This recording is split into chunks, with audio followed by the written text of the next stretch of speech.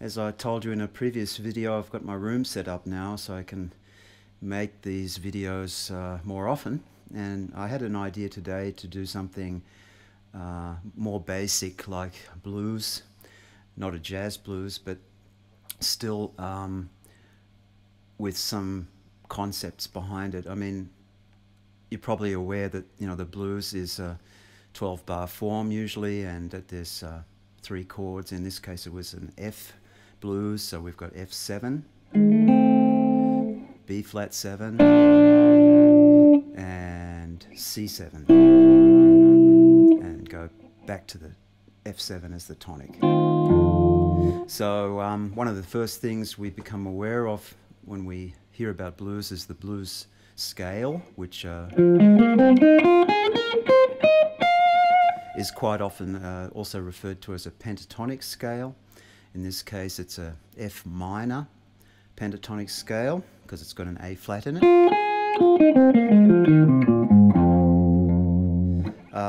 Alright, so we need to become familiar with that first of all, because that will cover all of the chords, all 3 of them. That's the beauty of the blues scale. You don't have to change it when the chords change. Yeah, it's a universal thing. Of course, there's a lot of things you can do with the blues scale, you know, in terms of phrasing, and as I said, you know, getting familiar with it in different positions.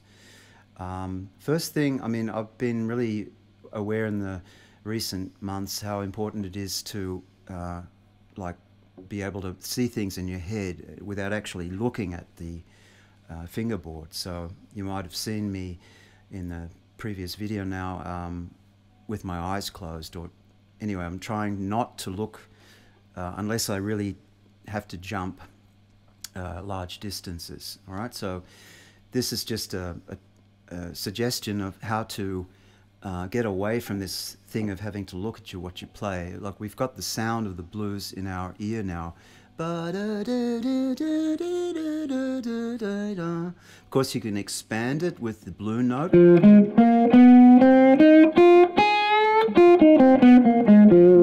You can also bend that A flat up to an A.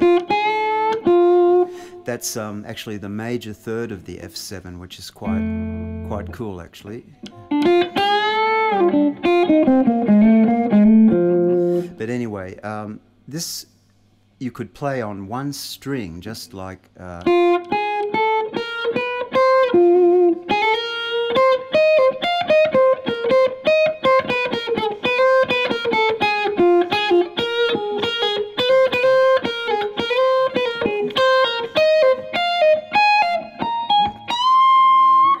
okay, so that takes a bit of practice, and again, approach it slowly, no technical stress here, just relax. And then, of course, if you can play on one string, it's easier to play on each of the strings because they're all sort of similar. They, of course, start at different points of the scale, but, you know, for example, here on the D string.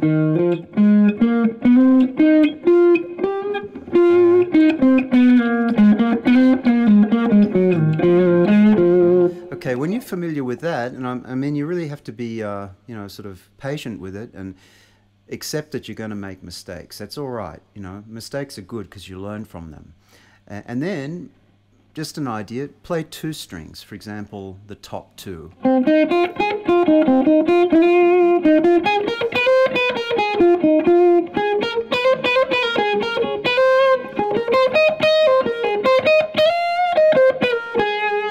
Again, here, once you get one string pair in your fingers, it'll be easier to do, for example, the bottom 2.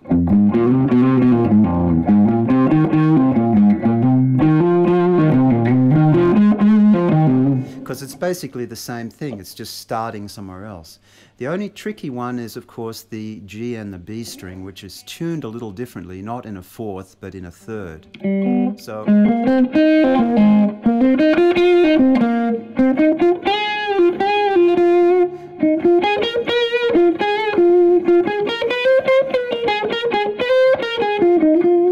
okay, so again, I'm not looking. It's part of my concept is not to look. Of course, I could.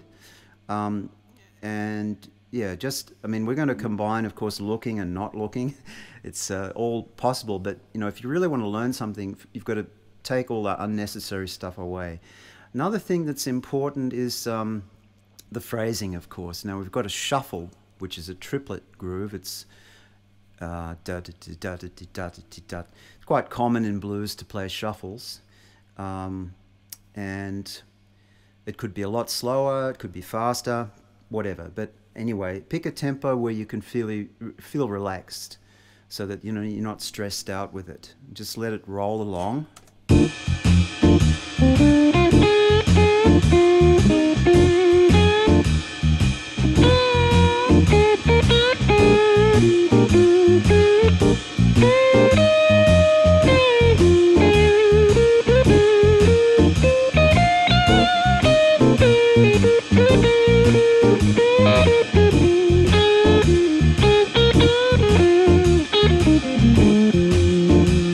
So again, here I was playing mostly on the top two strings, just as an exercise. Okay, so again, it's quite a simple chord progression. So you might say, well, okay, now what? You know, like, is that it? Well, of course, blues is a language, so it's important to listen to blues players to pick up their phrases and, you know, their way of speaking the language. I guess everybody's familiar with B.B. King, and there's, you know, I mean, people that I used to listen to before I started playing jazz were, of course, Jimi Hendrix and Rory Gallagher, an Irish blues player. I liked him very much, and Johnny Winter. Freddie King, I think he's a cousin of B.B. King, and there's heaps, you know, there's probably a lot that I've left out, and of course it's passed on from generation to generation. So, but again, the language is similar, you know, because everybody listens to each other, and there's nothing more inspiring than if you're playing with somebody and they say, oh yeah, man, you can play the blues, which what they're really saying is you know the language. All right, so learn the language, take your time, listen to recordings. But of course, once you've done that, you know, it's all sort of secondhand. Okay, that's fine. But then I would say, you know, let's try to bring a slight jazz approach into it to give us more options. Now, we've got 3 chords, and as I said, F7, B flat 7, C7. And what we can do, which I was actually doing at the beginning of this lesson before I started to talk, I was concentrating on playing the 3rd and the 7th of each of those chords. All right, so F7, if we just play a very simple F7, we've just got, for example, the 7 and the 3rd, E flat and A. Now, if we concentrate on those 2 notes, we can find different positions where we can find them. It's a tritone, so it's got a certain appearance.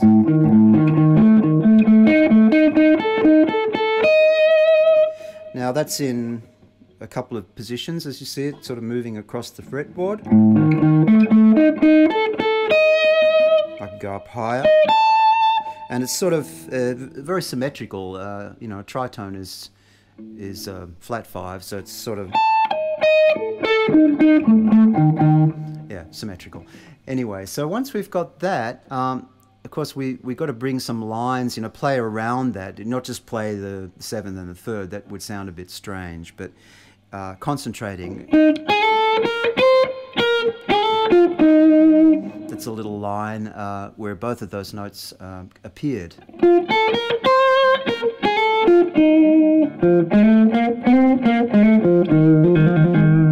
Yeah, so again, if you've got a little motif, as we call it, like that, try to play it in different positions. Again, our ultimate goal is not to look.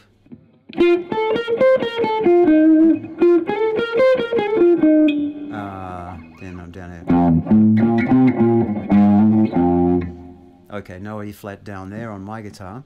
And yeah, okay, once we can do that, then we of course transpose it, because we've got a B flat 7 chord in the bar 5 of the tune.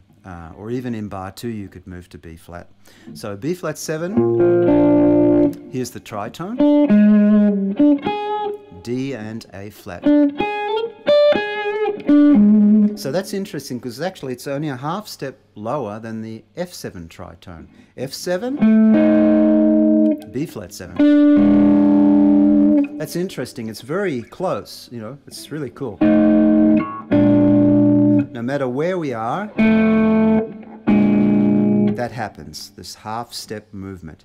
So yeah, it's cool.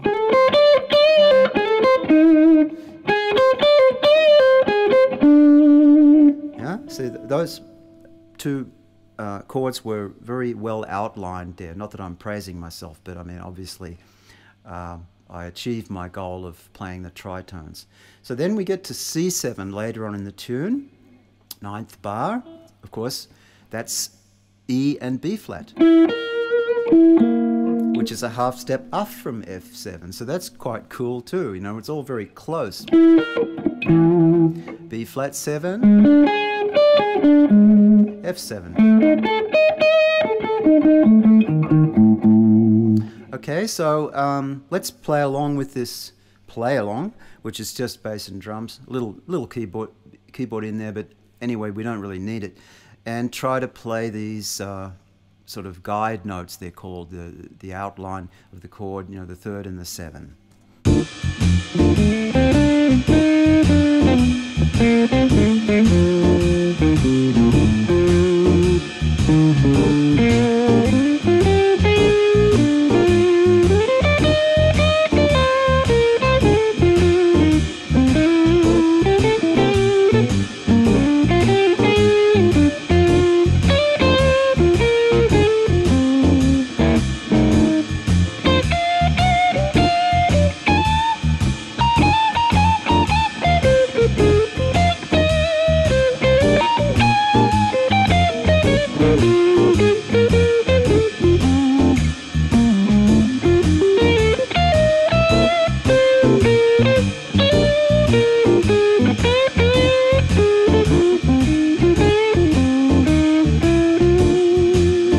Okay, I mean, I wasn't just playing the tritone all the time, of course.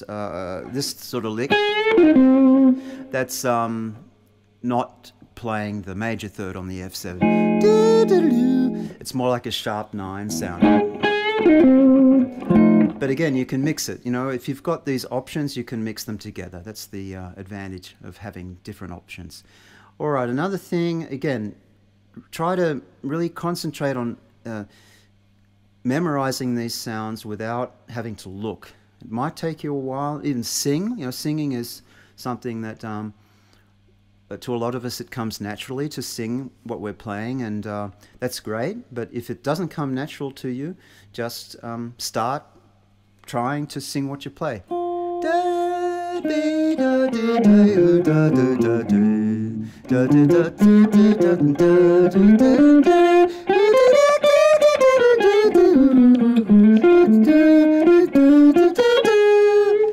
I mean, my voice used to be better. I don't train it anymore. But anyway, I'm not trying to be a singer, but I'm just checking up on do I have that ability still to sing what I'm playing, or actually play what I'm singing, which is more correct, because the guitar doesn't dictate to us what we should be playing, or it shouldn't be. What we play, the lines we hear are coming from our brain, and again, we because we've listened to blues or this style of music, we've got a vocabulary, you know, like a little library of lines that we combine in different ways, just depending on how we feel at the time. Okay, so that's about all I've got to say now, and again, I'm going to keep making these videos, and if you like them, just give me some feedback and suggest some other subjects. You know, I'm trying to keep it quite simple, not too theoretical. And remember, I've also got the jazz video series, Complete Concept, if you want to get more into depth. This stuff is just basically play by ear, which is probably the best thing any of us can do. Okay, so I'll take it out with the blues. See you later.